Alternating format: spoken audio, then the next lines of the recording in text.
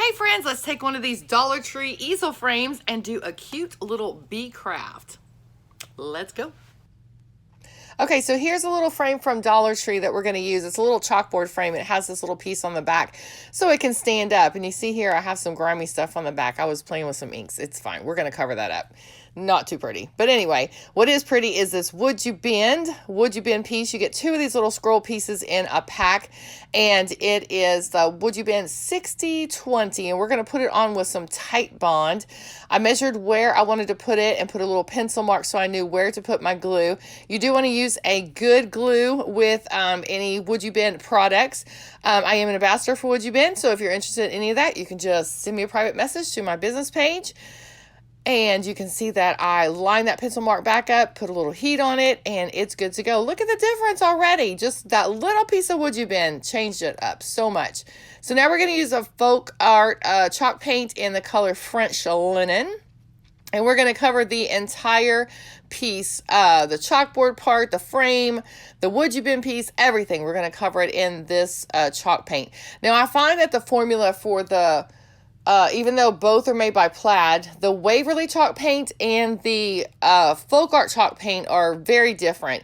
The Waverly is like one and done, one coat and you got it covered. But I had to do 2 coats on this piece to get it to have complete coverage. But I wanted this color because the paper that I'm going to use was close to this color. So you can see here that I'd have to do at least one more coat on here. But here's my paper that we're going to use. It's going to cover that, so no big deal.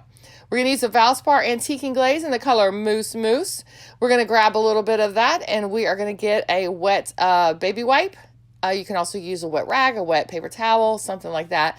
But you're going to put some of the Valspar on, and I've used it on the frame and on the Would You Bend piece, and we're going to distress it. So you see how I'm going down deep into all the cracks and crevices, and then what I do is I take the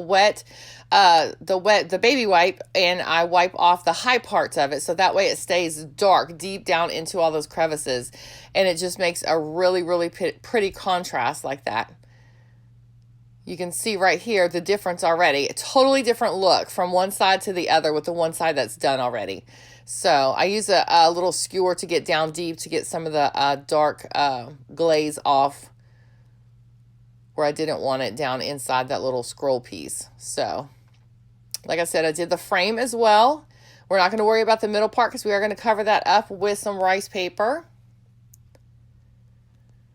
And we're going to grab our little Mod Podge here. And here is the rice paper that we are using. It is a Decoupage Queen rice paper called the Honeycomb.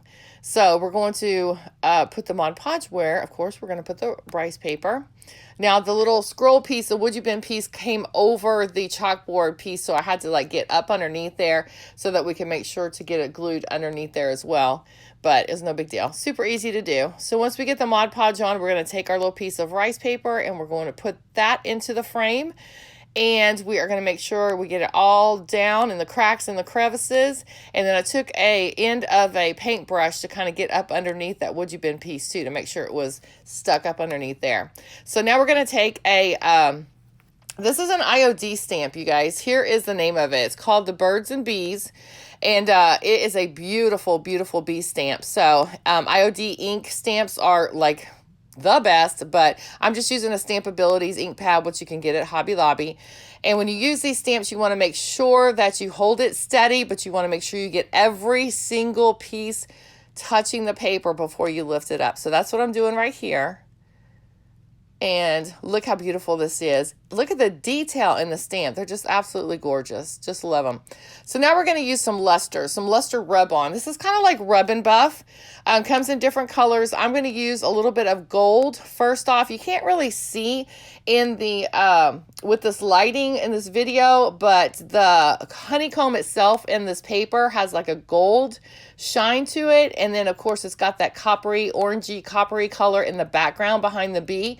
So I'm also going to use the copper color of the luster rub-on too. So we're using both the gold and the copper, and I put it all over the Would You Bend piece, and now I'm going to put it all over the frame. And not only the gold and copper, but there is a black in here as well, and I'm just going to give it a little shadowing with that black, the black as well.